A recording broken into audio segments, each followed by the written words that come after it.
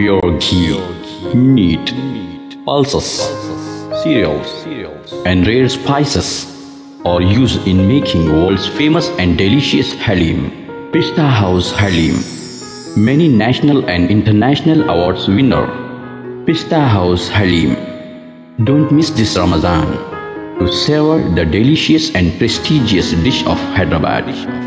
Don't forget to visit, lest you miss unique taste.